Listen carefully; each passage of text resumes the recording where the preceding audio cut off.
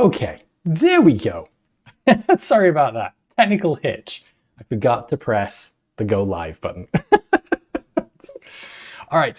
Hello. Welcome to Reading the Receipts, where every week we go through the legal documents and the happenings in the Blake Lively Justin Baldoni case, because we keep getting told you haven't read the documents. And so that's exactly what we're going to do here.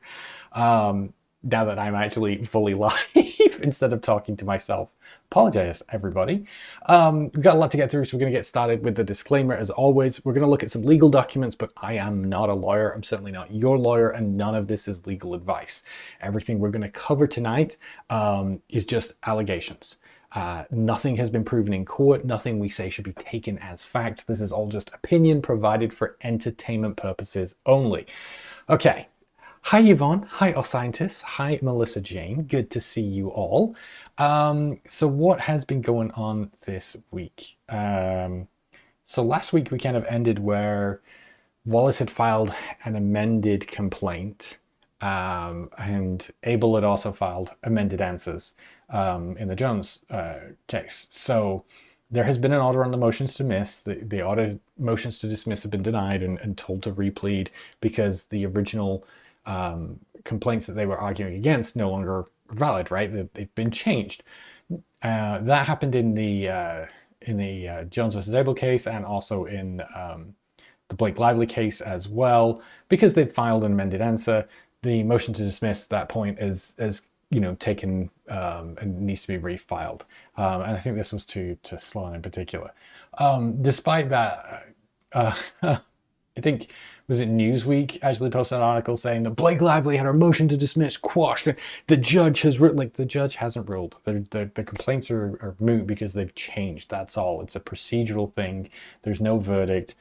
They just have to refile motions to dismiss. Yet a bunch of people were celebrating this as a huge win and, vindication for Baldoni, even though it was entirely procedural because the complaints had changed.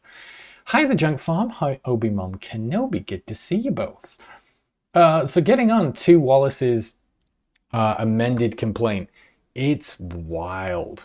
I would have thought that given that you have this motion to dismiss and then you've got the arguments from it, you would improve the amended complaint. It would take on board a lot of the things that are said there and kind of be a better document for it, be more robust. Wallace's attorney here seems to have gone the other direction. So, I mean, his main complaint is still the same as before, that he's arguing because Lively had mentioned him in the CRD complaint and listing him as one of the defendants regarding a bunch of claims, including sexual harassment. Therefore, it's implied that she was saying that he sexually harassed her and that was false and had defamed him. He talks about how the filings were not available online, and yet, there was a written request for public information that night at 8:48 p.m. Eastern time.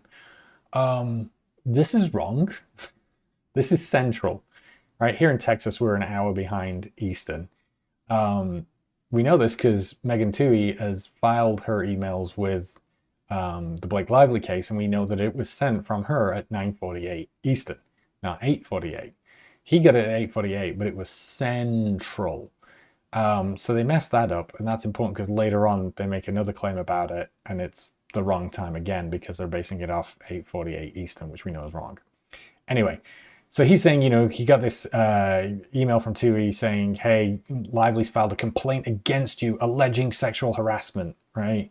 And he cuts a chunk out of the email because, of course, the email doesn't say that. She says that Lively filed a legal complaint against you, Baldoni, Keith, Sarris, blah, blah, blah, alleging sexual harassment, retaliation, and aiding and abetting of harassment and retaliation, among other complaints, other claims.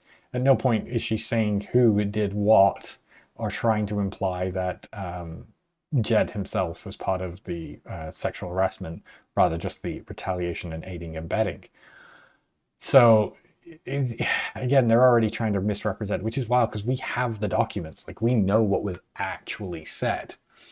So going on, she talks about it and then added that court records show your clients have included Paramount Pictures, an obscure fact not easily uncovered, he says. And the reason for that is we learn later that part of what had happened is Lively had hired a lawyer who had represented Jed Wallace in litigation with Paramount Pictures, which is how they knew about that, which that's gotta sting. Anyway, so they talk about, as we all know, the whole story at this point. The reporter needed to hear back, all of this stuff. And, he talks about that Saturday, media including the New York Times, Hollywood Reporter, TMZ, E! News, Variety Today, CNN, Fox News and USA, all reported on the complaint. And at least 3 outlets in Texas, all kind of linking him to this sexual harassment and defaming him because, um, he was connected to it and mentioned it, essentially. Goes on to then say, when she actually filed the complaint, she didn't include him, which is when it was actually, first filed, and then he got amended and added on. And so all of this. He also goes on to talk about, the pre-litigation deposition they tried to file against Wallace, but he kept ducking and wouldn't be served with. And point out that she sought it from a Texas judge, from, in Texas, from a Texas resident trying to make his claim that all of this should be settled in Texas, not consolidated into the other case. Makes a big point of calling out that she had a huge legal team. Again, I think to try and paint this picture of, him just being a poor, lowly private citizen. How is he supposed to fight against the resources of Blake Lively on this? And then kind of he gets into what the actual defamation is that actually happened in here. He talks about picking pieces out of the CRD complaint itself, but I mean, I don't think that's going to work. But in here, he adds in what she actually did. He talks about Lively, accompanied by her publicist, Leslie Sloan, appeared at South by Southwest in Austin, Texas, where on information and belief, she made additional false and defamatory remarks of and concerning Jed Wallace. Oof. So what did she say exactly? Well, nothing. What he calls out and says, specifically, when she was confronted by a Texas resident who had driven down to Austin to wear a t-shirt that she had made with I think Blake lies on it, and then had a sign saying "Justice for Justin," or it may have been the other way around. I forget, and I'm not pulling up her picture and giving her the attention. That he says that because she never admitted her statements were false in seeing the protester, but rather allowed her lies to stand, and thus defamed the plaintiffs by, at the very least, implication. No. That doesn't work for defamation. Defamation doesn't work with a protester showed up, said you were lying, and you didn't say anything to the protester and admit that you were lying, therefore you defamed me. It's a wild stretch, and I don't know how he's put this in his amendment and thinks that's going to stand. He says, on information and belief, while in Austin, Lively made additional defamatory remarks concerning the plaintiffs. What those are, we also don't know, because he again pulls a leaf out of Bryan Freedman's book and says that discovery will reveal the extent of those statements. So he doesn't know what was said, to whom, or when, but believes that discovery will hopefully turn up something he can litigate against. For them to just put this openly out there in their complaint, I don't know. I don't know how this is not embarrassing that they think that this is going to stand. I mean, this is at this point, this feels very frivolous.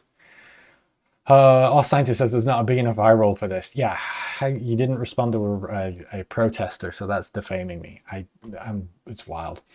Hard to sue someone, says Obi-Wan Kenobi, who can't decide when he does business, then ducks subpoenas like a kindergarten. Yup. Mighty Lady says, we'll come back later, but happy me. There's a crazy BF reference, unintentional, in another simple favor that we think we can all laugh at. Yes, let's sue him into oblivion. And what's interesting is another simple favor was made before all of this, and so them trying to say that it was referencing all of this stuff just shows how absolutely insane and the hoops they have to juggle through. And apparently that Paul Feig and Blake Lively are time travelers now. It's insane. Hi Marcy Jinx, good to see you. And then they also referenced the whole incident in the hotel as well, saying during her stay in Texas, Lively also traveled to Waco to visit Chip and Joanna Gaines's hotel. And while they're engaged in a confrontation with a young girl who was attempting to take Lively's photograph. And I don't know if you've seen the video, but like, you know, they just avoid her. And then he says, on information and belief, Lively made additional defamatory comments about the plaintiff. What? That's not in the video. That's not there. How are you making that claim? Again, he says, discovery will reveal the extent of those remarks. Like, it's not, no, now he's just absolutely making stuff up. This is insane. But he's taking a video that doesn't involve him, is about another person, in which, you know, this woman is tempted to take her photograph and she's confronted about it, has nothing to do with Jed Wallace and no comments are made about him. And he's saying he doesn't know of any, but discovery will figure it out for them. This is nuts. So anyway, we carry on. I mean, at this point, we all know the story. Not much is anything really new in here. Again, he's just basically alleging that the CRD complaint is really defamatory because it mentions him. Adding to the confusion, she's using ambiguous phrases: Wayfarer parties, team, tag digital team, Baldoni, respondents, defendants. And sure, not all of that is called out, but there are a couple of places where it's called out specifically what Jed Wallace and Street are alleged to have done. You know, and he calls out here this bit that he was, you know, a contractor retained by tag. And again, they reiterate that he was not retained by tag. So we don't know who he was retained by still. He was paid by Wayfarer to do work for Wayfarer, was reporting to Melissa Nathan directly, and he has stated that, but nothing else. We don't know who exactly retained Jed. I think he just showed up. We talked about he is the spirit of goodwill that Justin Baldoni embodies, and he was just there to protect a good, honest, and true man from having his reputation tarnished. He's like the reputation elf, I guess. Yeah. It seems to me that the fact that CRD written means it was contemplated. Yeah, I mean, he's trying to allege that it wasn't necessary. I think we're going to get to that in the next page. Yeah, this is the next piece. That basically the CRD complaint, to file the CRD complaint, didn't require her to file the full CRD complaint that she filed with all of the evidence and all of the details, which was more like an actual legal complaint than what was necessary. And so he's trying to argue that that was gratuitous and unnecessary, so she didn't need to go to that level. But we all know that if she hadn't, the conversation we would have had instead would be, where's her evidence? Why is she making these claims without backing them up, and so on and so forth. So it's a catch-22. They would go after her for not having evidence, which is what we've seen, and then they go after her when she presents evidence for being gratuitous and unnecessary. And given that this is a woman making accusations of harassment, I don't think there's such a thing as gratuitous and unnecessary evidence backing up your complaint, because it does not matter what level of evidence you provide. As we have seen, you will still be torn asunder and ripped apart for it. So anyway, on page 12, he talks about, like, part of the issue with the CRD complaint is that she provided it to New York Times, and the New York Times then, you know, that then spurred other media outlets to report on it. And he states here, neither the plaintiffs nor their representatives provided the CRD complaint or the draft complaint to the media at any time. It is not plausible that the news media became aware of the CRD complaint and the draft complaint through the filing and worked through the public information bureaucracy in time to post the draft complaint within hours of its filing, all at the beginning of a holiday weekend. And this is where it comes in and says, we know, for example, one reporter had the complaints by at least 5:58 Pacific time on the filing day.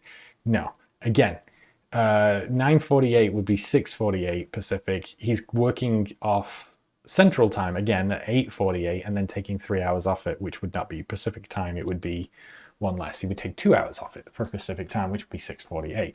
So again, getting the timing wrong on that.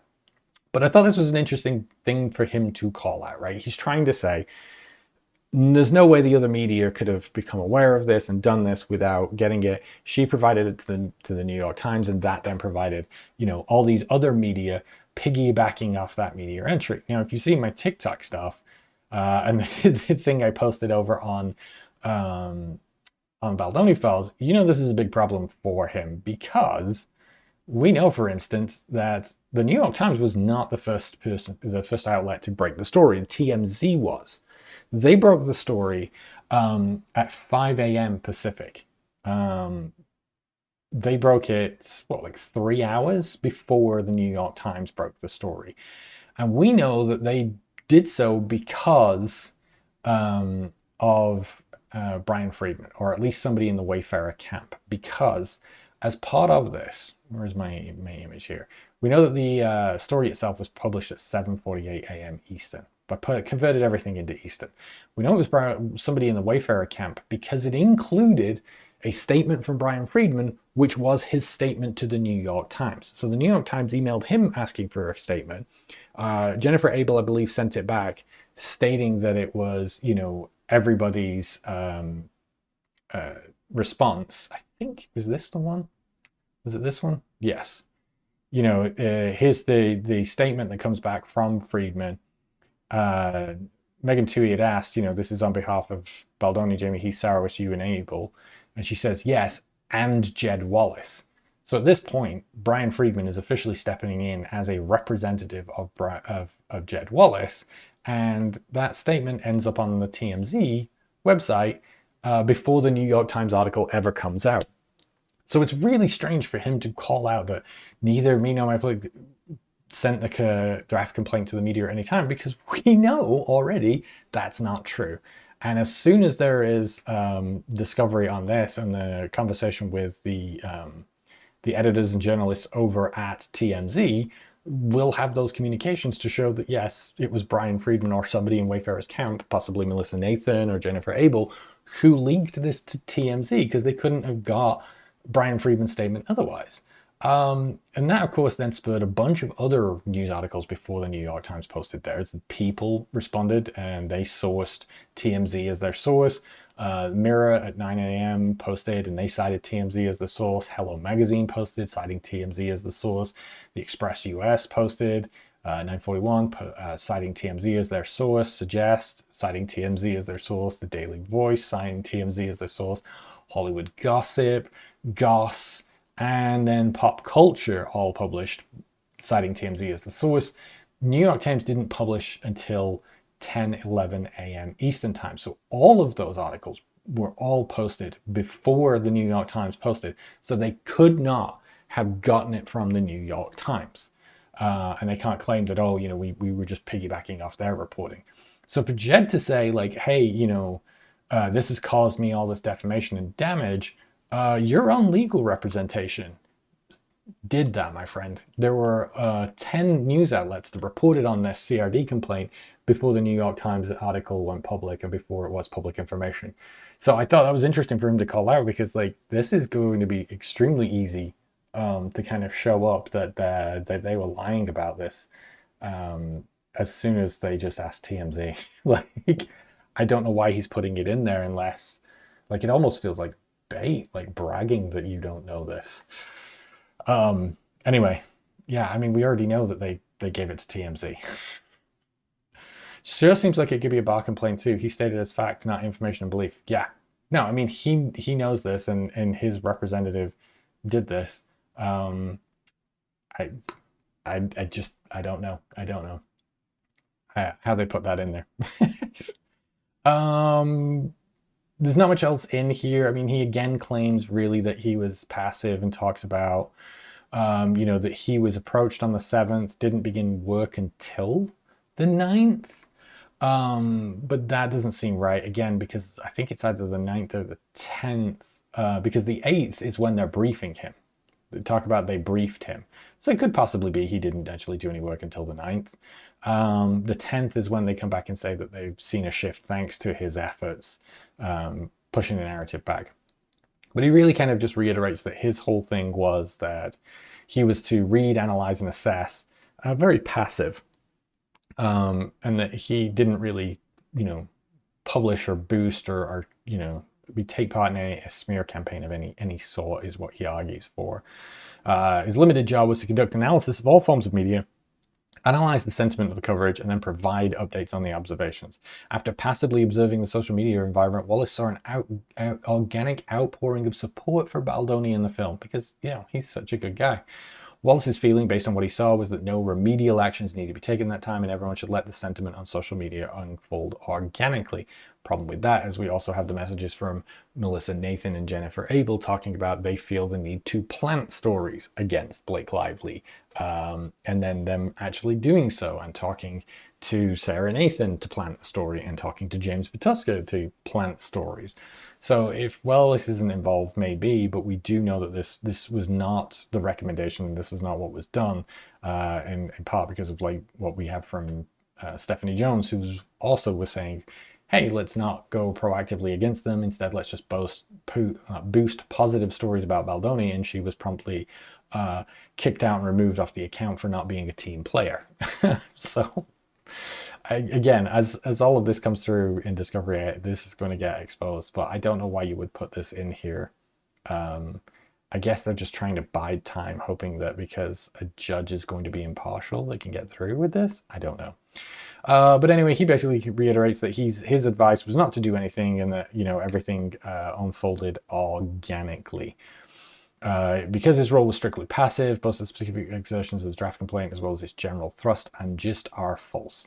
That he never published directly or indirectly any information, content, negative or otherwise, regarding Blake Lively.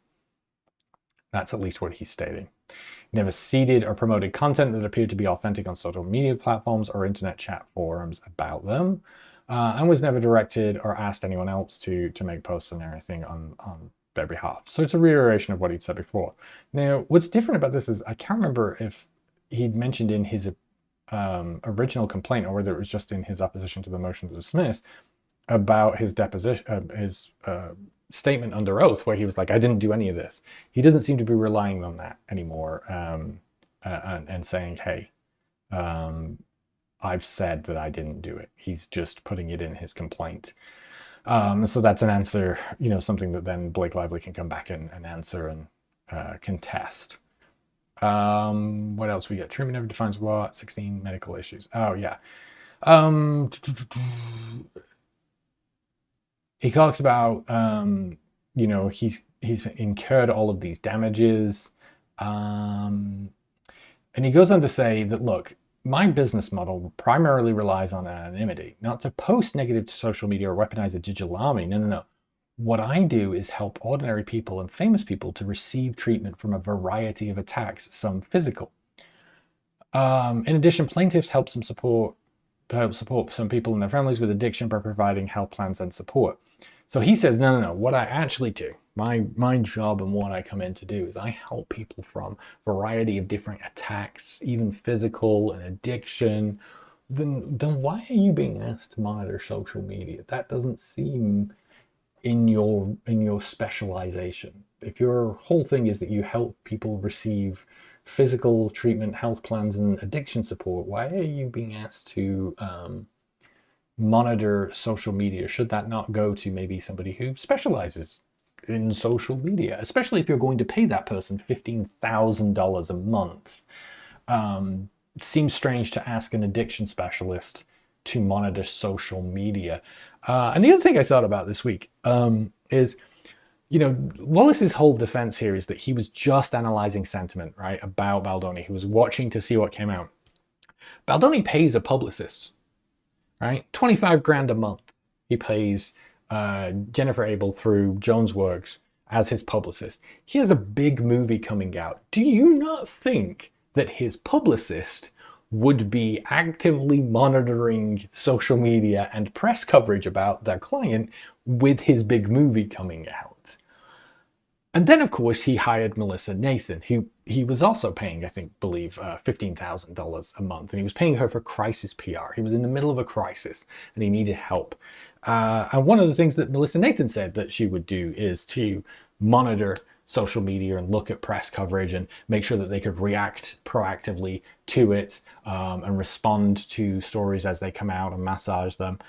Would you not think they would be actively monitoring social media and looking at images for him? No. Turns out, apparently, he was paying 25 grand to one PR publicist paying 15 grand to another publicist, and still had to pay poor Jed Wallace, an addiction specialist, $15,000 to just Google him. Anybody feel that that sounds a little sus?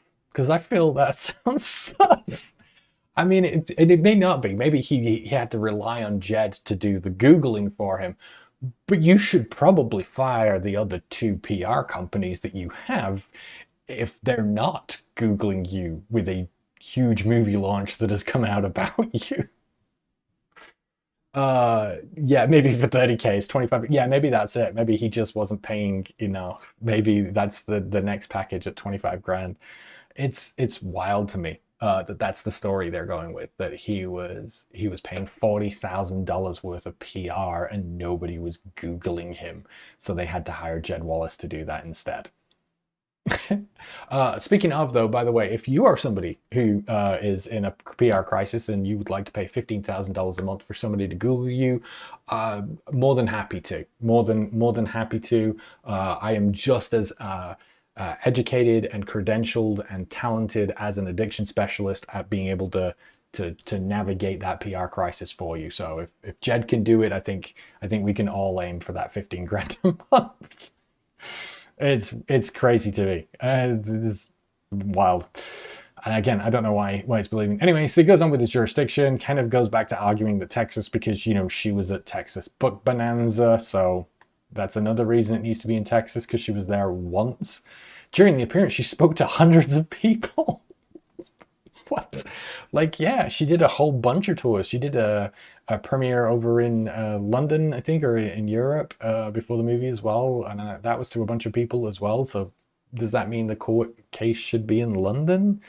I don't know. Anyway, he brings up, that she did a attempt to leverage her brand with her Betty Buzz, and that, she'd even included a map with locations between Waco and Austin where her drink could be purchased. I guess he thinks that's an argument as well.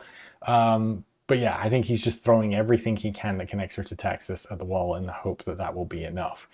And again, kind of just, reiterates this whole thing of that, she should have known that the publication of the CRD would be republished around the world, but specifically in Texas, and therefore it damaged him. But again, tough argument to make when your own team is leaking it ahead of the time. And that's really where I made that video. And I think hopefully that does turn out to be the case, and I was right about that, because it does completely cut the legs out of their argument that, this caused us all this pain and this damage when they're leaking it ahead of time. Because you can't make these arguments that, it would be republished around the world, and she could reasonably foresee that. Well, so could you by releasing it ahead of time. So you can't argue that she damaged you. She didn't do any damage to you that you were not actively doing and sought to do yourself. Rather than limiting it, you were actually trying to push a bigger exposure, and made sure that, I think there were in total, there was like 24 outlets that reported on this and cited TMZ as the source, not the New York Times. So Bellamy says, not organically. Scandival was aware of what Melissa, Nathan, and Jennifer Abel were doing in August. He posted an Instagram story about not being invited to Blake's birthday celebration hosted by Taylor Swift. Yeah, he did. And they mentioned in there that, thank God, Scooter wasn't mentioned. We don't have the rest of the text messages around that, but it'd be interesting to see what the context of that was. So carries on, he's looking for defamation per se, and arguing that it will be over $1 million of damages to him. So yeah, so that's really his conclusion here. I don't know that that's any stronger than his original one. I don't necessarily think it is, but we'll see. I guess we'll wait on the motion to dismiss. I can't remember, was it in, I think it was in the Wallace one today. They actually filed for an extension for time to reply. They're saying it's unopposed, so if it's unopposed, it will probably be granted. I just haven't seen that yet because it's over on Pacer and not brought over yet. And I'm cheap. I'm not paying the 30 cents. I think that means it's 1 and 2 pages, so it's not much, but we'll wait. I don't think that's critical. Jennifer Abel also filed amended answers. Where are we? Over here in the Blake Lively case. So this is where she had answered all of Blake Lively's answers her allegations, the 400 of them. None of these have changed that I could see, so they didn't need to be updated. And then she kind of countersues and makes a sue towards Jonesworks. The only thing that had changed in here is she's added some new defenses. Where are we? The 30th and 31st defense are new, saying that she's arguing that all of the causes are barred by application of the statute of limitations, which is a new one. And they're also barred by the fact that they didn't go through administrative remedies first. But I believe both sides at the beginning of this, when it first went to court, had said they do not want to go to mediation. They want this to go to trial. So I don't know how well that's going to work when her own representation said we don't want mediation. But I'm not a lawyer, so I don't know how compelling any of these defenses here. I think they just bring it up so they can use them as defenses. I don't think they actually do it because they actually think it's going to work. So when we get changes is in her complaint itself. We come down, most of all of this is the same up until we get into the bits of the employment agreement. Number 23. This time around, she basically says the entire employment agreement is null and void. So her amended answer here is to argue that the 2021 employment agreement she had with Jonesworks is inherently flawed and null, and that California Labor Code supersedes it and takes over. So she's no longer being able to hide behind it, which I don't know how that's going to work, because there are bits of it that she was using in the Jonesworks trial, and in this one she's saying it doesn't. So she's kind of arguing that it applies to her when she wants protections that are in the employment agreement, and then also now in the Lively case arguing that the employment agreement by itself is completely null and void and shouldn't be taken into consideration. I don't know, but that doesn't seem terribly strategic, and that feels fairly easy to defeat if you're doing it. And again, all of this is to argue that she's indemnified and that Jonesworks takes on all of the liability. If that is successful, Jonesworks will then get to choose her legal representation, kick Freedman off, and get her to settle. I don't understand the legal strategy here, because even if this works, it's bad for Wayfarer because it gets Abel off the board and aligned with her. Right now, she's kind of beholden to Freedman and Wayfarer because she doesn't have her own legal representation, likely cannot pay for her own legal representation. So she has to go through with whatever Freedman can align with Wayfarer's best interests, and she just has to go along for the ride. The moment that she gets pulled out of this and gets Jones to get her legal representation, well, then Jones is going to pursue in their best interests, which will not be Wayfarer's. So that seems kind of counterintuitive that they would want to push essentially Abel out from their umbrella and protection and force this. It's a crazy strategy.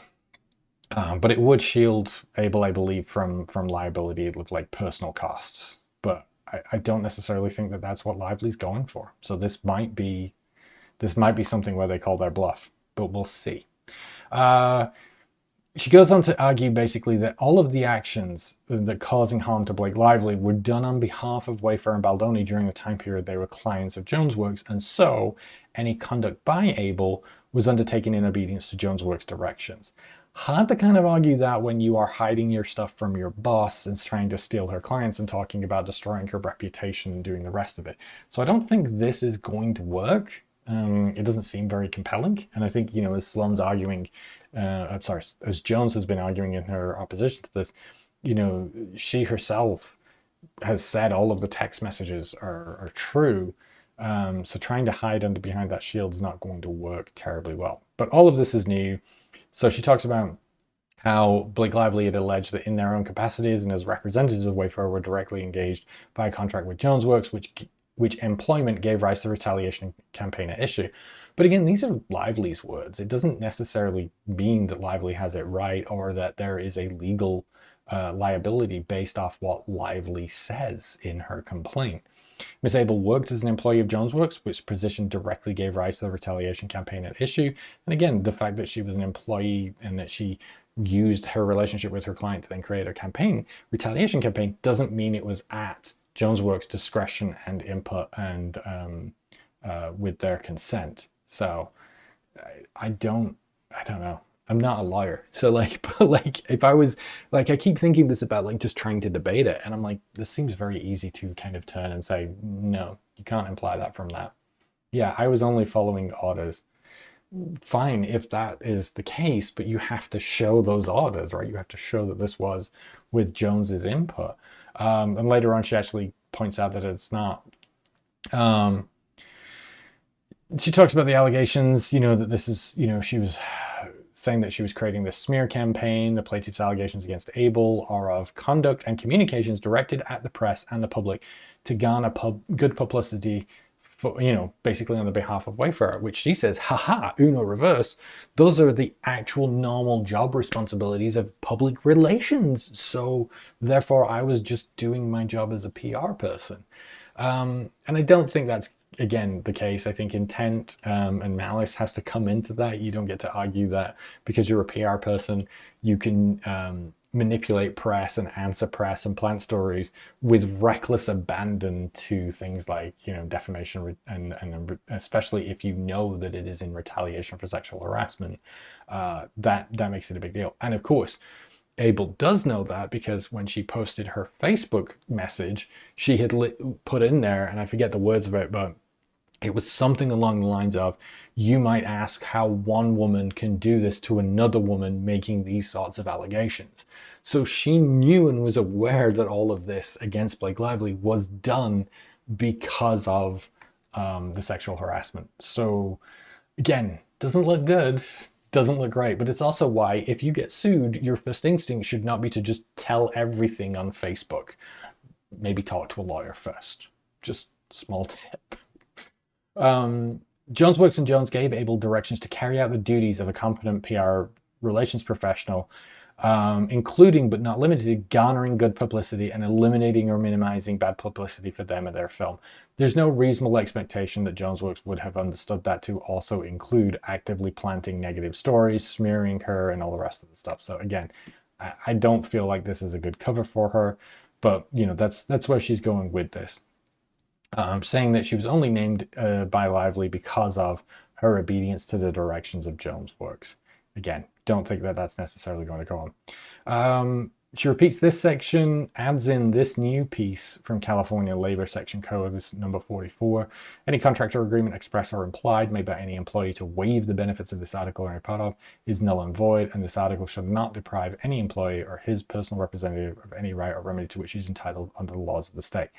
This is where I don't know, right? If you sign an employee agreement of another state, does that apply over California Labor Code? I have to think it does, entirely because I have signed so many employee agreements that are based in other states' laws that if these sorts of provisions happened, especially for California employees, they would not be able to put that into those agreements and get them to sign those employment agreements. They'd all be null and void. I don't necessarily think this instantly means that every single employee in the state of California cannot be held to their employee agreements if they're based in another state. I feel like that would be a thing. I think that would be something that would be known, and they wouldn't try to get California employees to sign those, and also companies would not hire California employees because then they would be bound by this code, which would instantly rip apart any employment agreements they had. I don't know, but we'll see. a lot of we'll sees. This is the same, and then all of this is new here, 47 all to the end. Whether or not Abel is ultimately found liable, Abel has incurred expenditure and losses as a direct consequence of discharging her duties as employed by Jonesworks. Whether she's found liable or not, Abel has incurred expenditure and losses in defending this action as a consequence of following the directions of Jonesworks. Her employment agreement is null and void, and that an employer shall not indemnify an employee is not part of her employee agreement or the performance under or subject to its terms, and then that Jonesworks is obligated to indemnify Abel. Again, even if this works, she's then going to have to take Jones Works's legal representation. I don't know. I don't know. I don't know why this is in here. Second cause of action is the same, I believe, for the most part.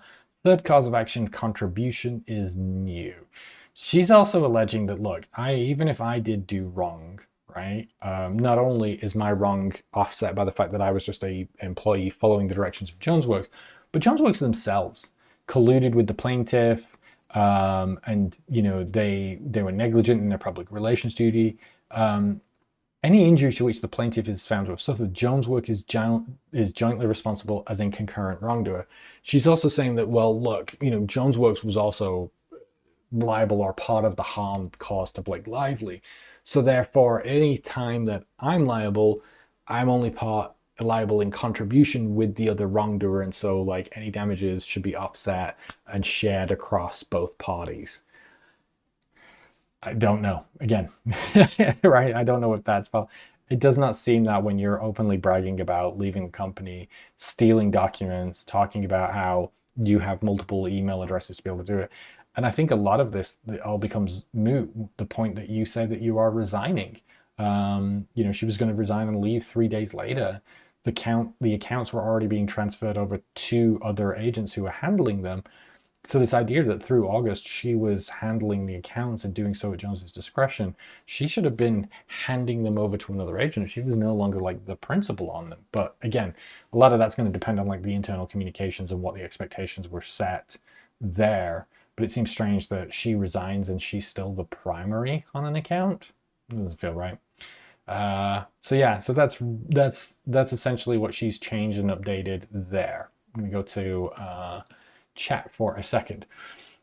Scientist says, I'm lolling because I bet Lively would settle with Abel if Abel agreed to turn witness against Baldoni and Wayfarer. 100%. Right? Like, this doesn't seem like a smart move to me. Like, we've talked about how Abel needs her own representation. Her best interests are not being represented by Wayfarer.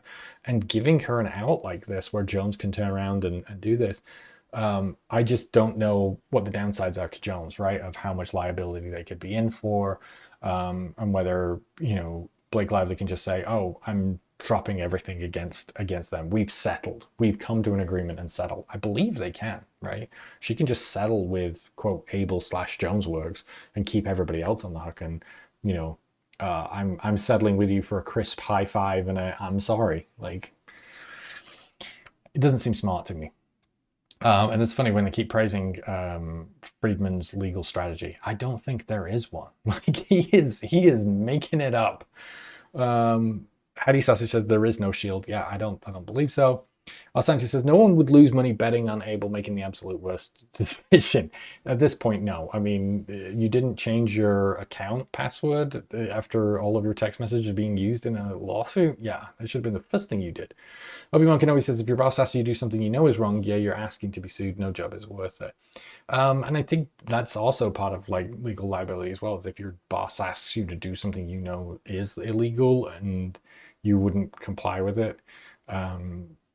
I don't necessarily think you can get away with it by just saying my boss told me to do it.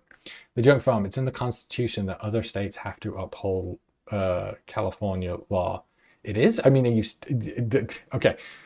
Not sure if that's sarcasm or legit, right? So that's what you're gonna have to put that S in there. I think that's sarcasm that you're telling me that California law is superior and that is constitutionally upheld. It's one of the amendments.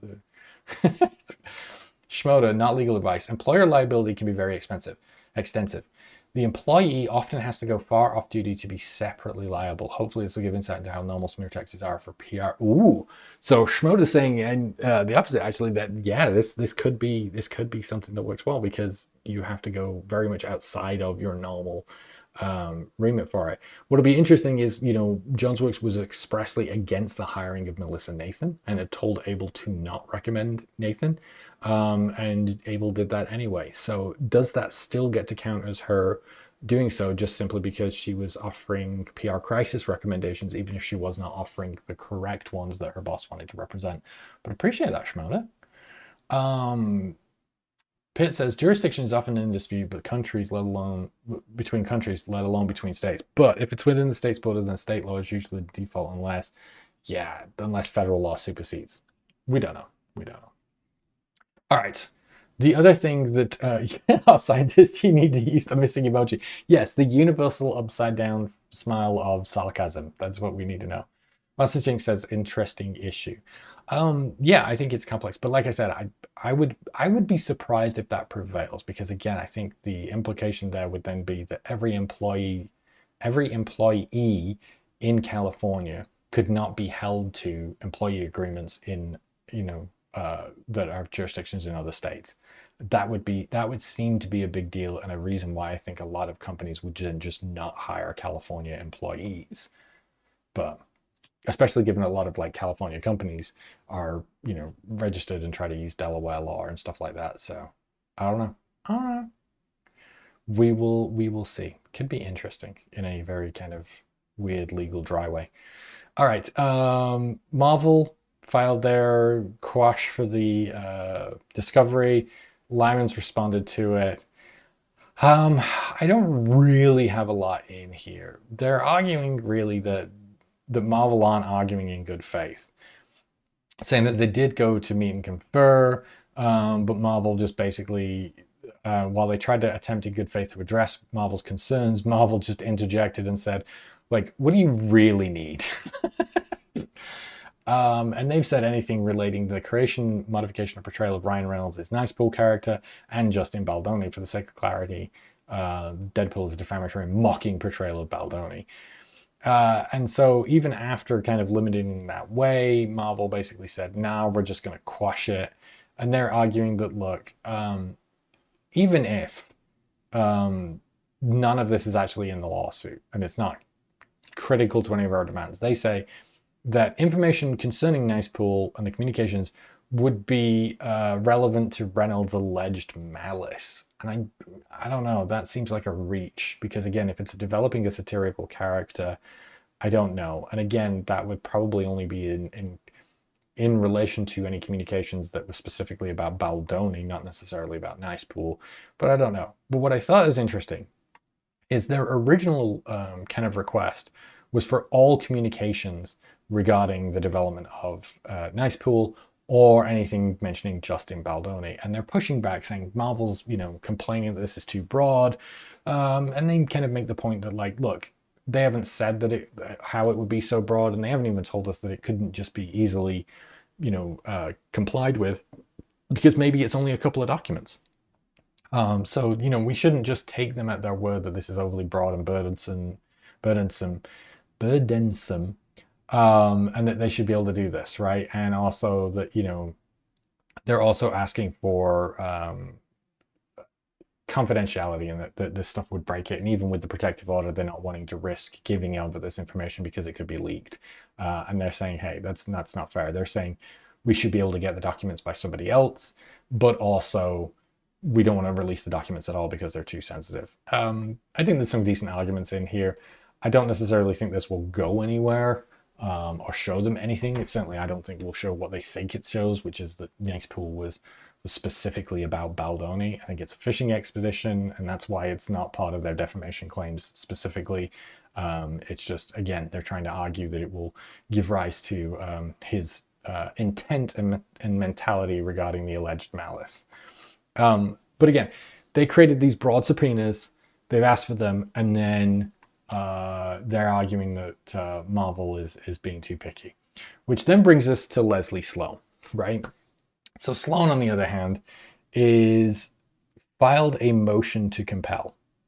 So we'd asked a couple of weeks ago, right? We'd had the interrogatories from Leslie Sloan, and saying that Wayfarer have had these for months and not responded to basic questions like identify all of the malicious stories, identify which newspaper reporters we allegedly talked to, right? Identify each of the stories critical of Baldoni that you've mentioned that we planted. Like, let's go. Just tell us what these are. And we wondered if they ever actually complied with the order to answer those by, I believe it was April the 18th. Look at my calendar right now. April 11th. I think it was Monday, right? April 14th, I think 18th was the amended complaint. But April 14th, they had to answer them by, and we wondered whether they had or not. Well, we got this motion to compel from Leslie Sloan, basically saying they'd responded, but not really. They had said that, they had asked for these things, but they keep kind of pushing out. So, where are we? So they talk about here that the Wayfarer parties were required to, but did not provide this information in their complaint about the defamation statements, right? What statements defame them, what was said in them, who were they said to. You're supposed to put them in the complaint. They haven't. So we're asking now in the interrogatories, because discovery has started. The Wayfarer party's opposition brief states no further specific statement, only that they know an alleged Sloan made statement to reporters, referring to Baldoni as a sexual predator and accusing him of sexual assault, and ceded false information about Baldoni to the Daily Mail. The Wayfarer party somehow made these factual assertions despite previously including their now dismissed California action against the New York Times, an image capture of that Daily Mail reporting, conceding to Bryan Freedman and Melissa Nathan that I had many conversations with Sloan about Blake and never once did she say anything about a sexual assault.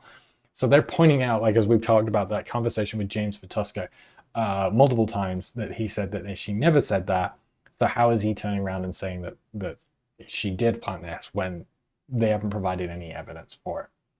What's interesting, and we didn't catch, or I guess we did catch, but we didn't knew about, is that in that complaint on page 16, where he's talking about it, he says, I had many conversations with her about Blake and never once did she say anything about a sexual assault. I had a three-way call with her and Melissa, and she never said anything about it then either. Sloan comes out, and in the footnote here points out that Melissa Nathan, they revealed that Melissa Nathan surreptitiously listened to Sloan's phone calls in violation of California's wiretapping statute. And if you remember from last week, that's what they're going after Jones for, was wiretapping by looking for Abel's communications. Sloan basically plays the Uno reverse again, saying, well, actually, you've admitted to wiretapping because the Daily Mail reporter wrote that I had a three-way call with her and Melissa, and she said nothing about it then. However, there was never a three-way call that Miss Sloan ever knew of, meaning that either the Daily Mail reporter or Nathan added them to a private conversation without Sloan's consent, which is a big deal. So this whole thing with Abel is once again projection, because we know that they've been getting communications. And in that conversation as well, or on the August the 8th as well, we covered where Nathan was bragging about getting the screenshots of Sloan's conversations as well. So she was clearly being fed by multiple people all of this stuff. So yeah, problematic. And again, it also explains why they're putting this stuff out there about how you got the text messages, because they know it is coming, that they're going to be in trouble for tapping Sloan's communications, or at least getting copies of them without her consent.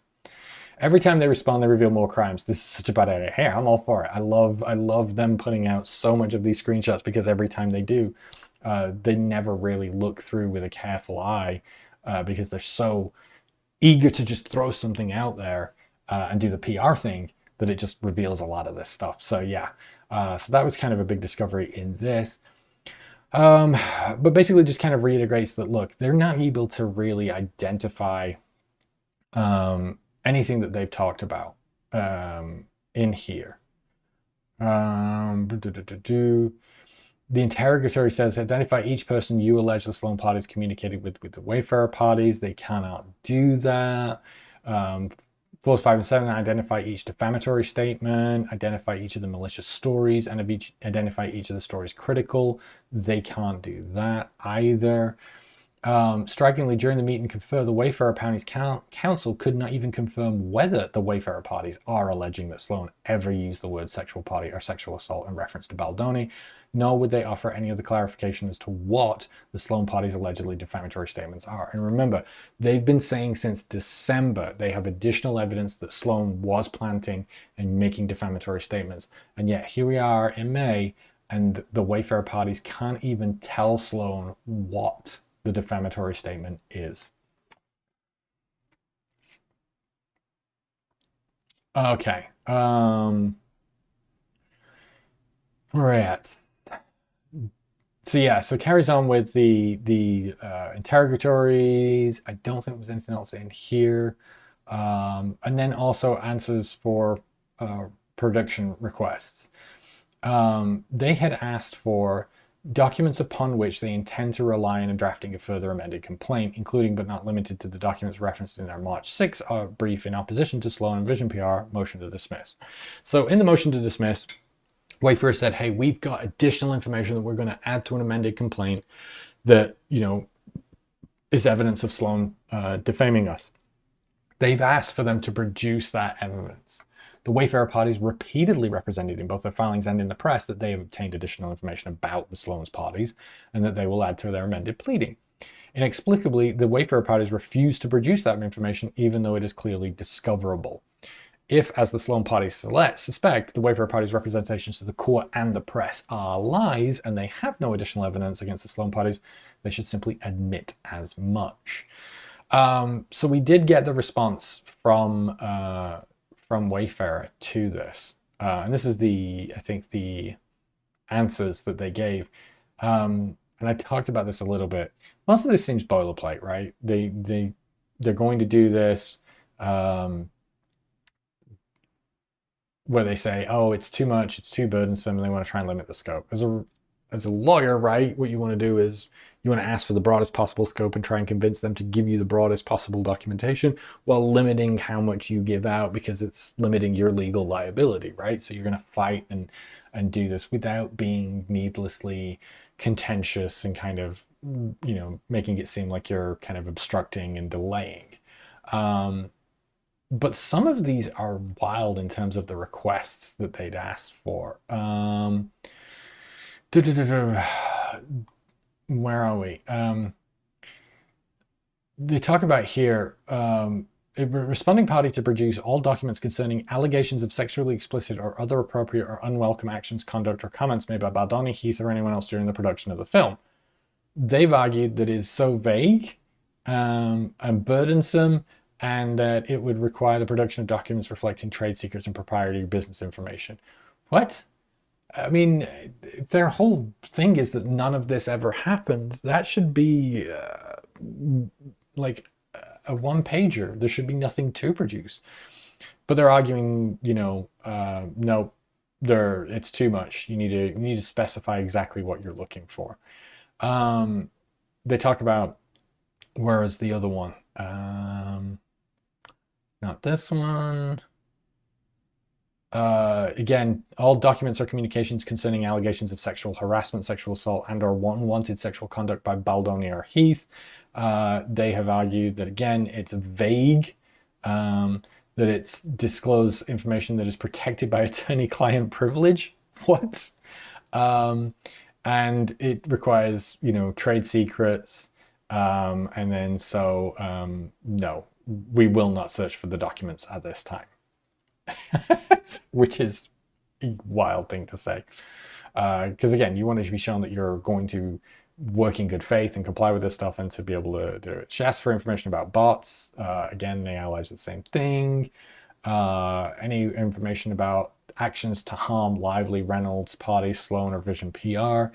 They argue again that it's not proportional to the needs of the case, that it's so vague, and that they argue that they didn't do any actions to harm them, so therefore there's nothing to produce, and we were not going to search for documents either to do it. Same for anything, including about encouraging or soliciting individuals to post to social media, and then I think that was the main stuff. So yeah, I mean, I get them pushing back. Some of these are pretty vague and probably could be limited, maybe by time. But some of this stuff is entirely relevant, especially, for things like the stories and the defamation claims. So I don't know why they think they're going to be successful pushing back for that. But anyway, they argue back that, hey, look, we have the amended complaint alleges that they did made false statements to the media. How she did so, specifically the Sloan parties stated to the Daily Mail, reports of a power struggle on set were 100% untrue. Your info is totally off. You have it all wrong, and your reporters are so wrong. These are what they're claiming are the false statements she made to the media. I don't see how those are defamatory or wrong. I mean, again, like, we're dealing with two people who see a situation very, very differently. And then they also go on to talk about the whole cast doesn't like Justin, nothing to do with Blake. They're panicking as the whole cast hates him, and that this was false information. But we know the whole cast were going to boycott if he was at the premiere. We know that Colleen Hoover did not want to interact or be around with him. This was not a Blake thing. They also reference the wiretapping, saying that the Sloan parties acknowledge that they don't know whether the Daily Mail or Nathan added the other to the private conversation. So in other words, they don't have concrete knowledge that we did anything inappropriate. It's your text messages that you put in your complaint, and now you're saying, like, well, she's just taking our word for it and she shouldn't do that. Like, what? I mean, they undercut themselves at every turn. Like, you put this in your own complaint, and now you're saying that the words in there don't mean what they mean, that text message shouldn't be believed. And they're saying that, anyway, the conduct described by the Sloan parties does not constitute wiretapping anyway, even if she was added to the call or in the call. And I again, difficult, because I can't remember whether New York and California are two-party states. I think California is a two-party state. I'm not sure about New York, but if it's two-party states, it's problematic because you're not allowed to record somebody without their consent in a two-party state. So, and it doesn't matter if the other one is a one-party. If the one of you is in a two-party state, I believe, even if the other party's not that you are recording, you still have to let them know. So with Nathan being in California, I believe it's problematic, but we'll see. So that's really it. So they talk about, again, they're basically saying, look, these are overly broad, that she's asking for. I can't remember where the best bit is. Okay, this is it. So when they're talking about she doesn't know what the defamation pieces are and what the statements were, they said the Sloan parties disingenuous contend they need a basic roadmap of the claims against them to prepare their defense. However, as detailed above, the amended complaint specifies the media outlets with which Sloan conversed. It doesn't. You say that she talked to maybe the New York Times amongst others and maybe the Daily Mail amongst others, but you don't say what was said to them, and the Daily Mail conversation specifically tugs it out. And it says approximately when she spoke to them and the words she used during those conversations. But none of those conversations they've shown actually have those wording or defamatory wording in them, or use the words sexual assault or sexual predator. And then they add in this piece: to the extent that the Wayfarer parties have specific knowledge of the facts relating to defamatory statements. So they're saying, look, we've already put in the amended complaints what she said, who she said it to, and when she said it. To the extent that we know of the facts, which is basically them admitting they don't know of any of the facts. The reason why those pieces of information aren't in the amended complaint is, as they admit here, they don't have specific knowledge of facts, and that's why they're missing from there. And then in the end, they argue that if Miss Sloan engaged in other defamatory conduct, she will not need to guess which of these are defamatory. She's the one who made the statements. Which, again, in legal proceedings, right, where you are making these claims, saying we don't need to tell her what she said was defamatory. She already knows. Wild. Yeah. So they then go on to say that she will get them in document discovery, the news articles that they're claiming are defamatory. This is discovery. This is it. This is where it's show your cards and reveal them. You don't get to hold off for document discovery. If she's asking for it in the interrogatories, they're there to answer them and give them to her, because they can't argue that they're overly broad and they can't give that information, while then also saying she will get them in this document discovery. Wild. In crazy nonsense. So we'll see how this goes. I mean, this is where we're going to have to get the judge to kind of wade in and see which way we're going to go on this. I do think some of those document productions are going to get whittled down, but I think the interrogatories might need an answer, especially given we're looking at these motions to dismiss. because if they're not able to answer them, that's going to be a problem. And I think Lyman's already kind of talked multiple times. He doesn't want things being held up. He wants discovery to run smoothly and run quickly. You know, this idea of we're not going to tell you the answer to this interrogatory, you're going to get the information in document discovery. I don't think that's going to work well with his goals and aims for how he wants discovery to work. But anyway, so yeah, so that's everything that has been going on in the case. Now, I talked last week that I wanted to also talk about some of Freedman's other litigation. So that's where we're going to go for the rest of the evening. So kind of get comfy, because this is going to take a bit of a left turn. I'm going to need you to all come with me. So we're going to talk about a bunch of new people that you don't know and a whole new story. Because, you know, one of the things about all of this has been this idea that, you know, everything that that Lively has been doing is like this shady lawyering, right? And this is what Bryan Freedman brought up, where using does in a lawsuit without naming other defendants to go get information and go get discovery was, you know, unethical. But Bryan Freedman has also done it, talking about the wiretapping. But as we can see, Nathan was getting conversations of Sloan and sitting in on phone calls with her without her knowledge. So everything they're accusing Lively of and throwing at the wall has all been stuff they've been doing, right? You know, the other big one was very early out of the gate. They talked about how, you know, Lively was manipulating and editing text messages and cutting them up and all of this stuff. And as we, you know, talked about a couple of times now, Baldoni's shown evidence of that in his own filings, right? We don't need to believe that he's editing them. He's shown us the own evidence of he's changing, manipulating, editing, and cutting up his text messages between his filings. All right. All he's ever accused Lively of is a missing emoji. He's never accused her of, never shown evidence, I should say, of her actually changing or misrepresenting a conversation. He's argued that she didn't include pieces of it, but in her filing, she talks about that these are not the completed conversations. Here, he's showing screenshots. He's claiming these are the full conversations, right? In that screenshot, your expectation is this is all of the messages, and yet he's editing them. So there's been this continual pattern throughout this whole case of them projecting this dishonest, unethical behavior onto Lively and her team while he's actively engaging in it. And I think it's important to talk about his other cases that he's got going on right now, because there's been a big development in one of those cases that really shows that unethical behavior, or at least implies it. I shouldn't state with anything with certainty, right? He's going to have to answer for it in that case. And I'm going to thank out first Kat Ortega over on Baldoni Files, because Kat was the one that kind of got me onto this and talked to me about, hey, take a look at this and do all of this stuff. I'm going to bring up a post that Kat has made, I think today, to Baldoni Files. We're going to talk about that a little later. I definitely recommend you go read it. And again, I want to give Kat all of the credit, because Kat is somebody who has been very much on this side of the case with Freedman and been very much in this whole story for a while.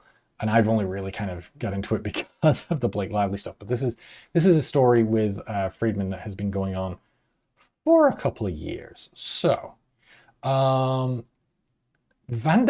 Rules, a reality show on Bravo, I think from 2013?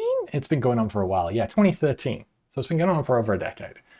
And it's, you know, a reality show, I believe. I don't know, I don't watch it, so I'm going to screw this up. This is just what I've managed to kind of piece together. A reality show about a bar and restaurant and the people that work there. I don't know. I always thought it was like another kind of like Keeping Up with the Kardashians or Real Housewives. But anyway, that whole story is involved in this. And it's one of the shows on Bravo. The other shows on Bravo that they did, which are probably a little more familiar, are the Real Housewives series, right? A series of shows about these wealthy, rich women living these wonderful, glamorous lifestyles where they go on gals trips around the world and you know, day drink and talk shit about each other. Highly entertaining. There's various incarnations of the series. I believe Bethany Frankel was on the New York version. I don't think that was the first one, but I can't remember. I think was it Beverly Hills? I don't remember the first one, but she was on one of the versions of the show. It's one of Bravo's big shows because they've got all of these various spin-offs. She's on there for a while. The show is produced by Andy Cohen. He's also a presenter and works with the show. He hosts a lot of like the behind the scenes tell-alls, reunion sort of stuff. Anyway, Bethany and Andy Cohen have a falling out from what I can tell. And in response to that, Bethany decides to enact the nuclear option and that she's going to expose all of Bravo's secrets, all of the horrible workings and conditions of reality TV, the disgusting things they do, the sexual harassment that happens in these workplaces, all of this stuff. And really talked about a reality reckoning, of bringing all this stuff to light and really kind of highlighting the way in which these networks and TV shows are made and produced. And let me just be clear, I think this is fantastic. I am somebody who watches a bit of reality TV show. I have a great deal of sympathy for the people on them. Yes, it is entertaining trash. But I also think a lot of the people on those shows are presented as their real personas. They are not. They are acting a part, often at the discretion of the producers who are telling them to, act out these certain roles and pieces.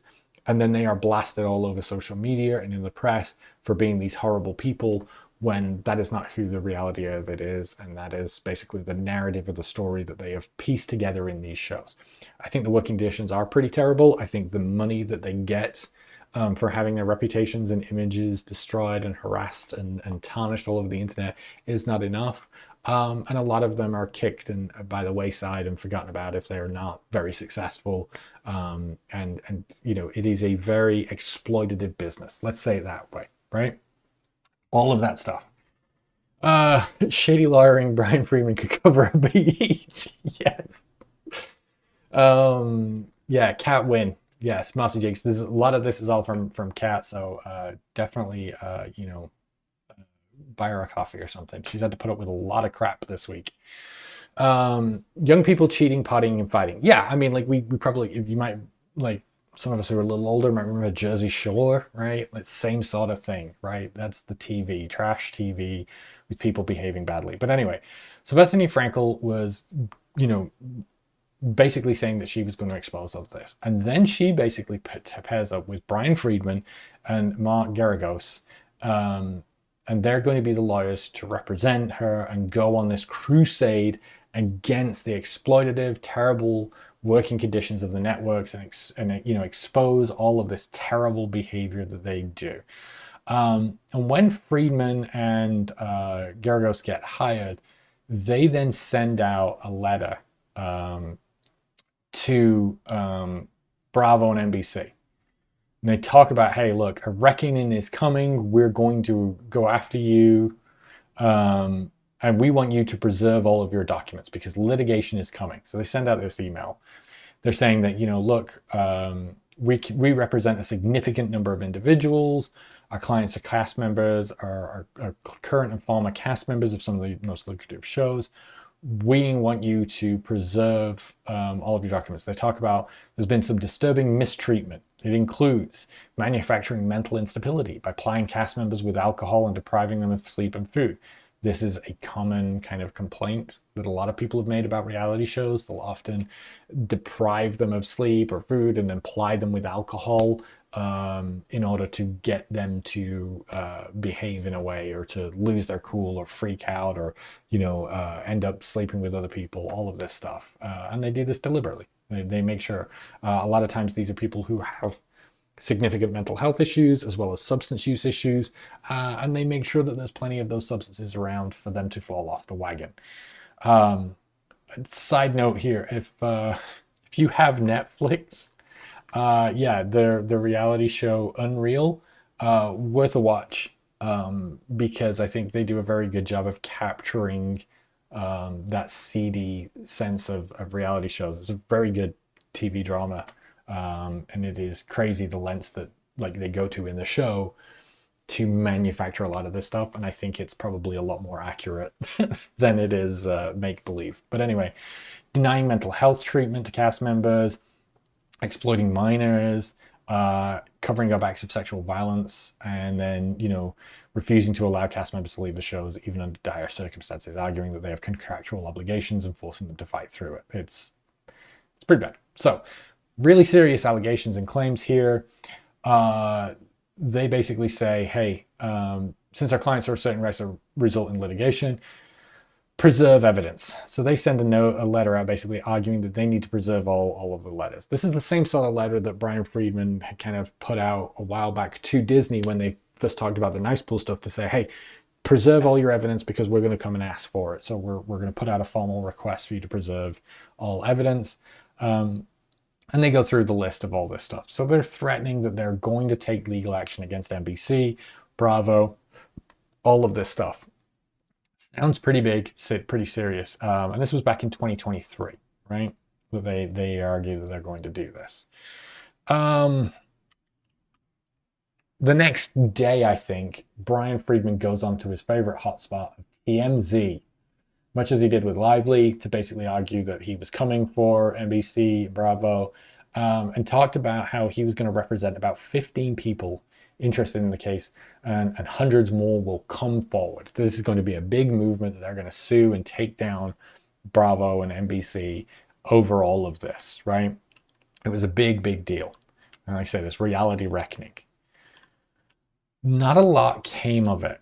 And what's come of it has been slow and not really the big explosion that he kind of talked about. So in August of 2024, one of the cast, Brandi Glanville. Again, I don't watch the shows, so I don't remember which show. I think this is the Vanderpump. I don't remember if this is Vanderpump or Housewives. I think, oh no, this is Housewives. This is Real Housewives. Andy Cohen sends this video to Brandi Glanville with another woman that he's with, talking about how, bragging that they are about to go be intimate. I'm not going to play the video, but yes, I'm serious. Bragging that they're going to be intimate, and that he was thinking about Brandi, and that he was going to think about Brandi while he's being intimate with somebody else. And actually, if you've got time later, could you FaceTime us while we're in the middle of being intimate and you could watch us? It's very clear that Andy here and the woman that are with him have both had a little bit to drink. They're being very facetious and jokey. And Brandi basically kind of pushed out that this was completely inappropriate. This was her boss. This is no way for him to behave. That, even if he was joking, it's not appropriate. And that, this was kind of the sort of sexual harassment that was normalized and that she was kind of exposed to working on the show, and in particular working with Andy Cohen in personally. So she works with Bryan Freedman and Mark Gagaris, and they are going to sue Andy Cohen for sexual harassment over this video. The next thing that happens, Brandi says that her lawyers cut her. So out of nowhere, after she's, going after him for a year, this was in October of 2024, Bryan Freedman and Mark Gagaris cut her loose and basically tell her she has no case. And she took to X or Twitter to say, after a year of telling me how rich I was about to be, and how strong my case against Bravo is, my lawyers have decided I don't have a case and cut ties with me, arguing that maybe they've been paid off. But Bryan Freedman and Mark Gagaris have been paid off. They didn't respond. They haven't talked about why, or why she was dropped, or why they refused to represent her anymore, but basically told her that she didn't have a case. What came out was that Brandi herself was being accused of sexual harassment. Another cast member on Real Housewives, Carolyn Manzo, talked about how Brandi had got on top of her, was being inappropriate with her, touching her, kissed her without her consent, all of this stuff. And so I guess the feeling is that because she had these allegations against her, her case would collapse because she's no longer a reliable witness. And I think it also speaks to just how messy all of this is, in that a lot of this behavior is kind of normalized and encouraged. Brandy, in response to this, had talked about how she had been put up to it by Bravo or by the producers to kind of go do this behavior, and she was complaining that I was told to go do this and now I'm being sued for the behavior that they told me to go and do. And I think that is a lot of what this is that you have these producers on these shows encouraging this terrible behavior, prodding and poking, much like that Netflix show Unreal, getting them and kind of figuring out how to push their buttons to get them to do these things, and then kind of holding their hands up and going, well, you did it, that wasn't me, I didn't, and getting them to behave inappropriately.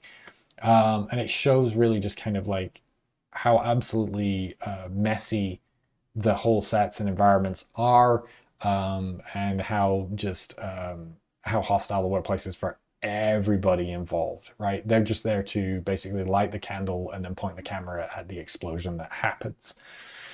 So yeah, so that collapsed on there. One of the other people that Bryan Freedman represented is another cast member over on Vanderpump Rules, was Faith Stower. And she had again kind of argued and alleged that a lot of this misconduct and sexual harassment, she also argued that she was subjected to racism and physical assault in her first season on the show.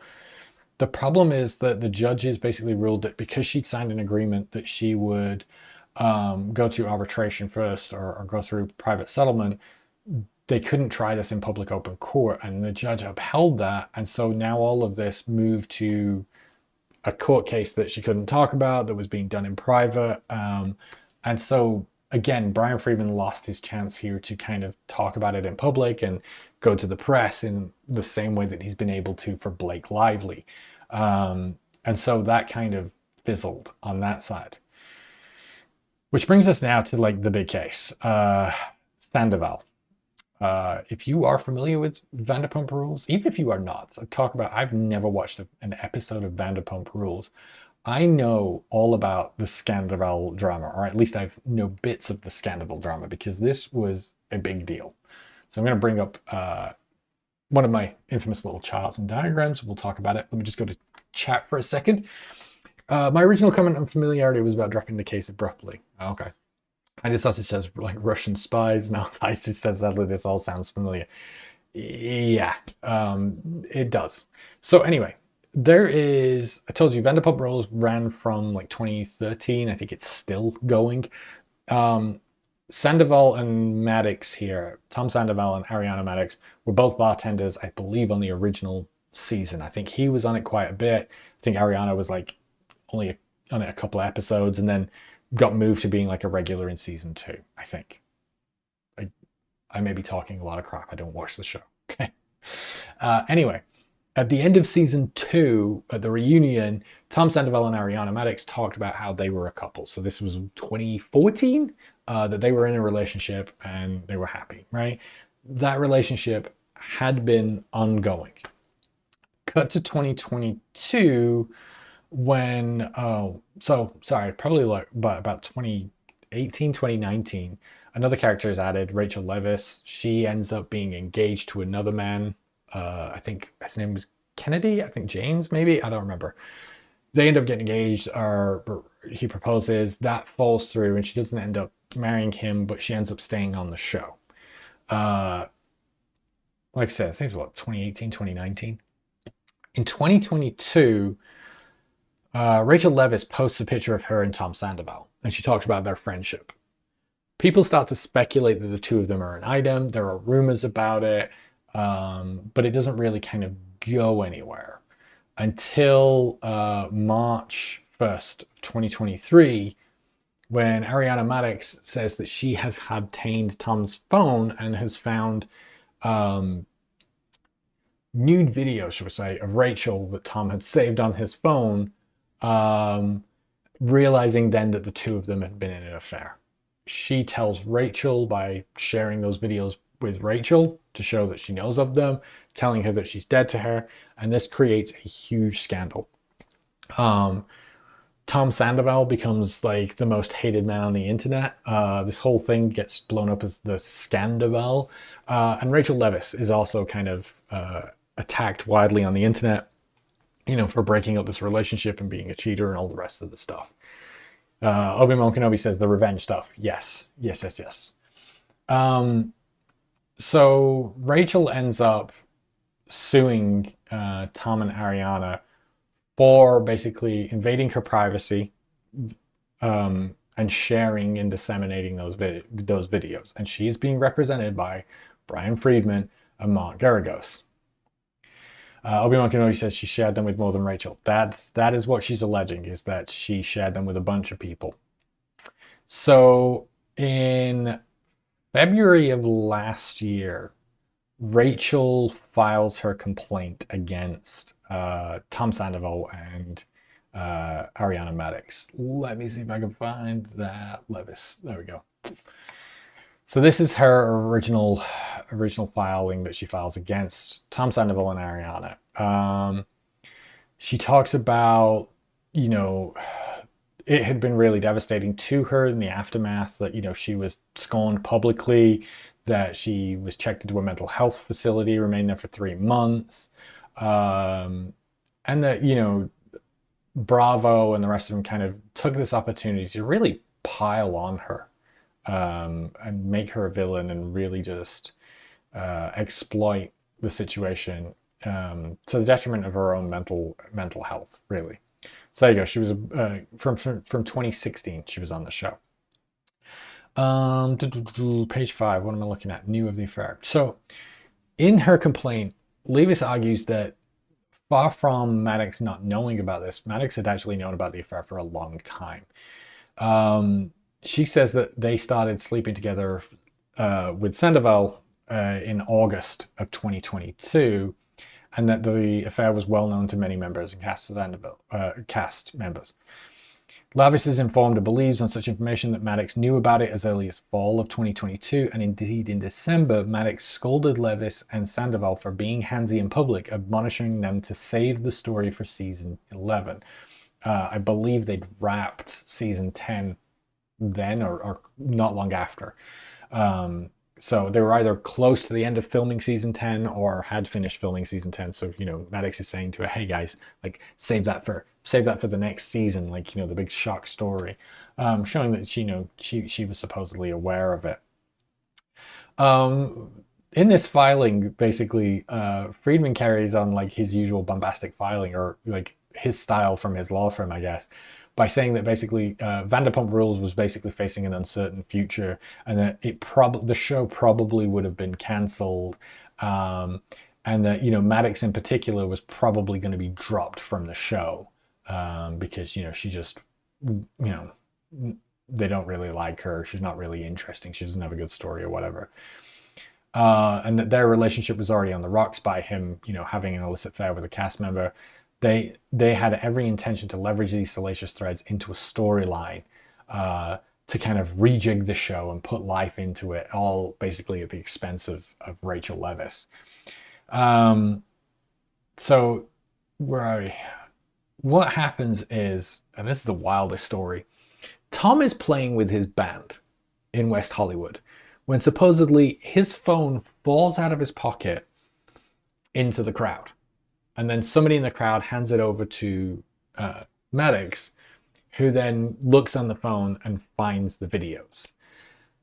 Supposedly then, like we say, Madix sends the videos to herself, and then sends them to Leviss to say, you're dead to me. They talk about, at a minimum, Madix circulated these videos to herself and Leviss. However, since there are other people who talked about they've seen the videos or know the videos, they believe that she sent them to many other people. Apparently she also sent messages to Bravo as well, talking about them, whether she actually sent them to them or not. You can see there she got a message. Where it gets even more messy, because it's reality TV, is that when Leviss got the message, she was at a bar with another woman who's on the show, Shiana Shea. Shiana Shea? I don't know if that's right. when she got the messages. And I guess that because she was there with Shay, Shay saw everything. That then caused a fight. Shay then violently assaulted Levis, punching her in the face and then rupturing her left eyebrow. So, like, this is a bad situation. Only Freedman, oh my God, Freedman can be succeeded in a complaint. Only 19 pages. Yeah. And that's really like, yeah. And so she kind of goes on to basically talk about in the aftermath of all of this, you know, Bravo really kind of monopolized this and exploited her. You know, a couple of days after it, the day after the news, the affair had broken, they were filming her when the two of them confronted each other. Scandival was not happy about how the filming went and thought it might look bad for him. He argued that he should be given, like you talk here, would paint him in a negative light. He threatened to cease all further filming unless he was granted editing rights over the scene, and they obliged, and so he managed to get a bunch of it cut out and kind of not portray the scene accurately. Then having, you know, bragged about punching Levis, Shay then began to deny that she did that. They went after Levis, accusing her of lying and abusing the court system. All of this stuff. They also talk about, I think later on in the reunion, they pulled her out of rehab. They'd plied her with alcohol. Like it's bad. All of this stuff, right? So not a great situation. You know, great that Freedman is representing somebody in this situation, and really helping them to you know, kind of get justice in this, because sure, not great what she was doing, but also like does not deserve to be treated like this, and certainly not, you know, be harassed, and certainly not have Bravo kind of really manipulate and exploit this for TV, right? Which is what a lot of they do to a lot of these reality stars. Okay, so in response, oh, I forgot to mention as well. So Scandival is being represented by Matt Garagos, and if you'll notice, that sounds a lot like Mark Garagos. It's his brother. So Rachel's being represented by Bryan Freedman and Mark Garagos. Tom's being represented by Mark's brother, Matt. It's important for a little bit later. They threw that girl under the bus. Yeah, no. And again, I would love to think that, like you say, that the Bryan Freedman and Mark are doing something good here, but it's not. I believe it's all for themselves. And this, as we go through this, you'll see. So then Tom files a cross complaint against Ariana, basically arguing, and I'm not going to go through all of this, but basically he files a complaint arguing that, well, it was Maddox's fault because she went through my phone, invaded my privacy, and she shouldn't have done that. And all of this is basically her fault and throwing her under the bus. Immediately as he does this, gets a huge amount of backlash that he's blaming his you know, girlfriend that he cheated on for exposing his affair. He then recants this and takes this down, and dismisses his own cross complaint and fires his lawyer. Where do I have his statement? He says, late Tuesday afternoon, my attorney, Matt Garagos, whose advice I trusted, called me about the cross-complaint and the lawsuit against myself and Ariana. He assured me that the action was customary and strictly preventative in these types of lawsuits and urged me to agree to it. The words new lawsuit or suing were not articulated to me. I should have done more of my due diligence on the matter. Upon realizing what this action meant, I've removed Matt Garagos from my legal team, and in no way am I suing Ariana. The action against Ariana brought on on my behalf is being removed. I hold no ill will or vindictiveness towards Ariana. Now, by removing both the cross complaint and the attorney who recommended it, I hope to get through this case quickly so that Ariana and I can both finally move on with our lives. The brother lawyers is wild. Yes, it is. Feels very wrong, but I guess there is no conflict of interest just because they're related. So Tom basically shoves his lawyer under the bus and argues that it was his idea to do it and takes this down. So then he starts looking for new legal representation. And this is where, like you say, Kat comes in. And like I say, she's posted to Reddit. Well, let me just make sure we do that. Okay. A whole thread that she had been working on talking about this. I just want to kind of highlight it at this point because I feel like this is where we got a lot of good stuff. So it's over there on Baldoni Files. If you remember, go take a look. It's called Freedman's Ethical and Evidentiary Cases. She kind of puts a lot of this background information in here, as well as some more details that I haven't really talked about. But it's during this period, while Scandival is unrepresented. And I don't know if you can read that. Maybe I need to zoom in a little bit. Garagos and Freedman served significant discovery requests on Scandival that he probably couldn't understand without counsel. According to a motion filed by Scandival's new lawyer on February 24th, Scandival emailed Mark Garagos and asked for more time to respond to discovery to get a new lawyer set up with no response. Scandival may have missed some deadlines as a result, or been persuaded by Levis's lawyers that he'd missed deadlines before they actually expired, possibly with Bryan Freedman communicating this to Scandival around the time Lively was becoming active. So they were, while he was without representation, not only serving discovery requests on him, which they knew he probably couldn't read or understand or reasonably comply with, but even when he was asking for an extension because he was trying to get a new lawyer, they were not responding to it, and then also maybe miscommunicating and misrepresenting that he had missed deadlines to respond. That by itself is already super shady and unethical. There's a hearing on the June 16th that we'll bring up, but this is not the only problem. Scandival's new lawyer is seeking to have the prior deadlines overturned and any defenses that Tom may have accidentally waived reinstated, arguing that, look, he didn't know what he was doing, he didn't have representation, he shouldn't be, trapped by what he's answered in these things because he didn't have it. New lawyer was in place and communicating with Garagos and Freedman shortly after the new year. It would be unusual for a judge to rule against a proper party like Scandival on these facts, if they're indeed facts, especially as he did ask for an extension and told opposing counsel he was getting a new lawyer. So he did the right thing. He was communicating. Master Chief said he accidentally sued his girlfriend. That's what he claims, right? That Matt Garagos misrepresented what he was doing and he didn't fully realize. Now, whether that's true or whether he just saw the complete backlash he got from suing his girlfriend, only Tom Scandival really knows, right? But what they talk about is the discovery requests that Mark Garagos and Bryan Freedman saw included admissions against interest, document production, and interrogatories.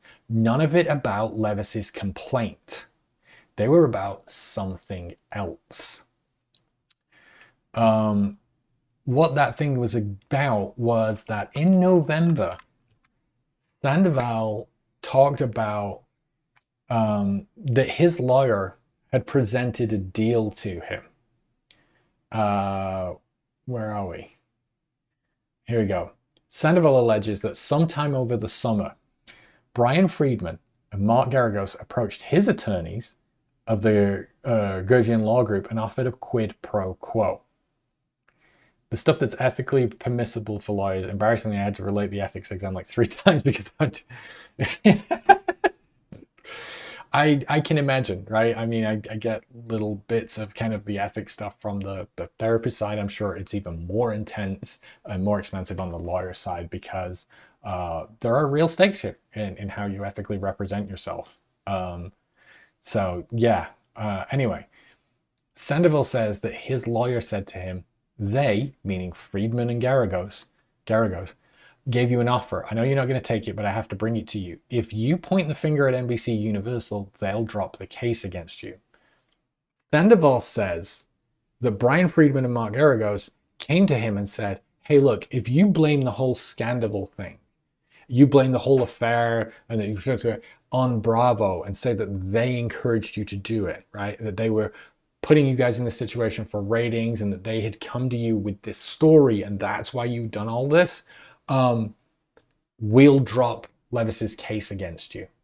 The case against him for recording her videos, her intimate videos of her that she FaceTimed him without her consent, and then, keeping recordings of her and all this kind of stuff. They'll drop that case. They'll cripple Rachel Levis's case if he helps them with their case against NBC Bravo. Why am I coming in and we're talking about Scandival? Yeah, I mean, I didn't know that we were going to go this way, but that's where we are. So when we're talking about shady lawyering, if this is true, if Sandoval is to be believed here, and this is what Kat Ortega was talking about, the June 16th upcoming hearing is going to talk about and cover some of this.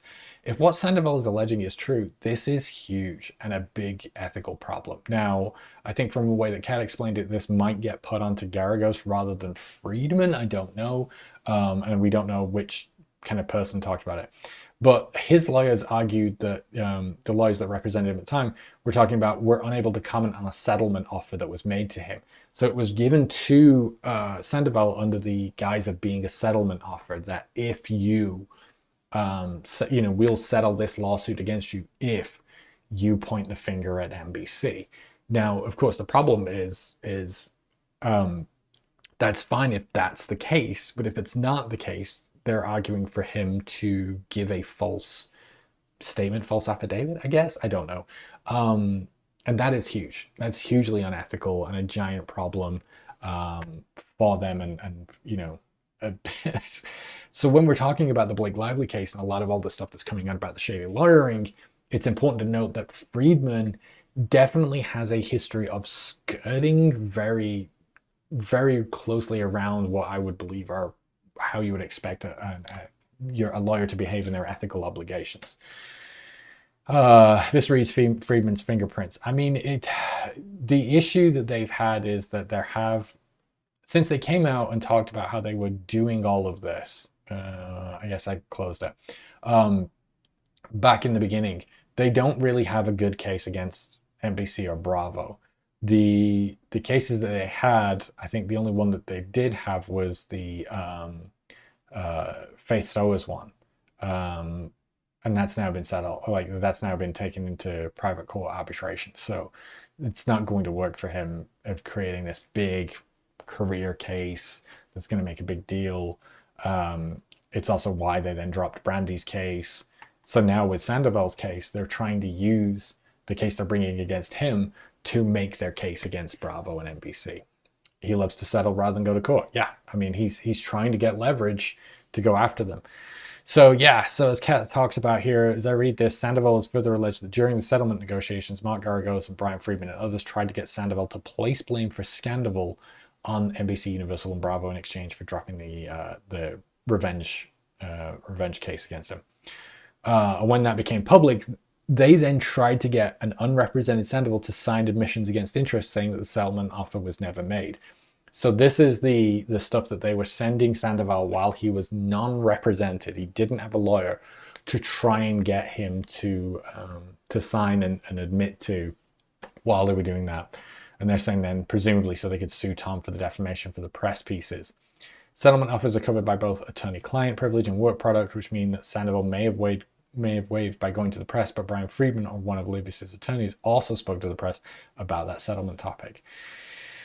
So yeah, it's definitely worth keeping your eyes on this case along with the Lively one to see what happens, if anything, regarding Bryan Freedman.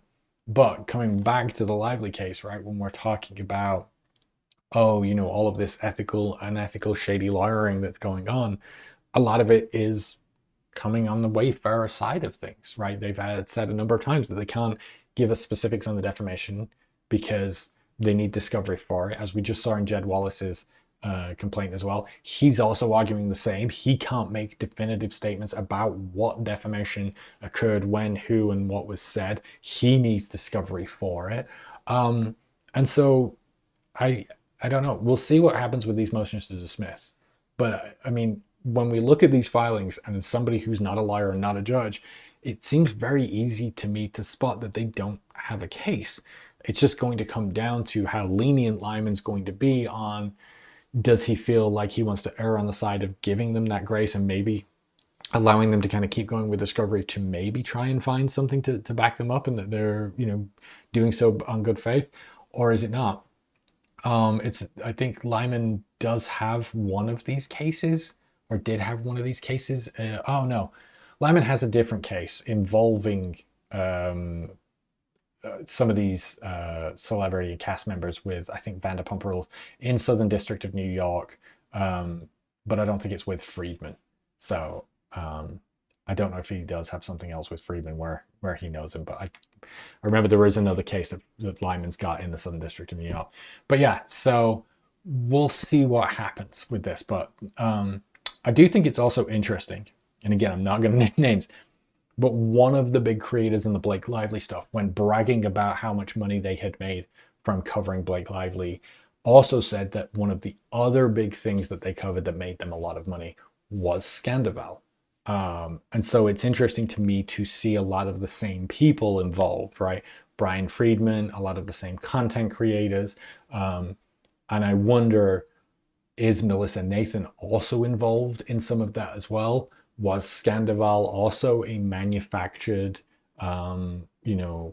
PR crisis that was fed, and these content creators were given information like with Blake Lively, or kind of pushed and cajoled into doing that to kind of make this up to be bigger, because again, it's another person who's defending themselves against Bryan Freedman that experienced this massive online backlash. Now, with Scandival, it could have totally been organic. This is a man who, is on a high-profile TV show and cheated on a long-term girlfriend. I think it's fairly understandable that would get a big backlash, but I do think it adds those questions as you start to see those patterns of behavior repeating. How much of it is coincidence? How much of it is people behind the scenes pushing the needle? So, yeah. Vanderpump, hi, just getting here, glad to have made it. And I'm wrapping up, but I'm glad to get to see you before I do. So I appreciate you joining us. I hope you're able to go back and go watch the rest of it. But yeah, so that's everything that we kind of had going on for tonight. So I guess I got to start watching Vanderpump Rules now, or at least some pieces of it, to figure out who these people are. But yeah, I will just kind of go back to definitely go give Kat's thread a read and go give it some upvotes, and drop a comment, let Kat know you appreciate the work. I definitely appreciate them sharing some of this information with me and helping me to dig down this rabbit hole, because I do think it does inform some of the stuff going on in the Lively case. So yeah, so I don't necessarily know that we got a bunch coming next week. I think, obviously the motions to dismiss for Abel's amended answers and Wayfarer's answers in the Jones case, motions to dismiss on Wallace's case. I can't see there not being a motion to dismiss, given that the amended complaint is arguably worse than the original complaint. So we'll see that coming up. But I think that'll be it for next week. So we'll see. I hope you guys have a wonderful Friday. If you've enjoyed hanging out, please definitely leave a like, drop a comment, and share with other people so that they can get to watch this content too. I want to say thank you to you all for hanging out with me. So thank you, Marcy. Thank you, Obi Mom Kenobi. Let's see what we got. Hello, God, it's me, Sarah. Vanda V, obviously, my lady. Thank you for coming back. I appreciate you coming to end us out. Shmoda, good to see you this week as well. So appreciate your input. Hi to the sausage. Again, thank you so much for your donation. Like we talked about over on the community page, went through the mental health training. So now certified with that. So I appreciate your donation. So just want to let you know that it did go to a good use, and still working on that theory of change. We've got some directionality. I will post probably to the community page later this week, talking more about that. Our scientists, thank you. S. Pitt, thank you. And of course, Chunk Farm, thank you. I think that was everybody. If I missed you, I'm sorry. But thank you so much for hanging out with me again this evening. We'll do it all again next week. In the meantime, hope you have a great Friday and a great weekend. And we'll do this all again next week. Take care, guys.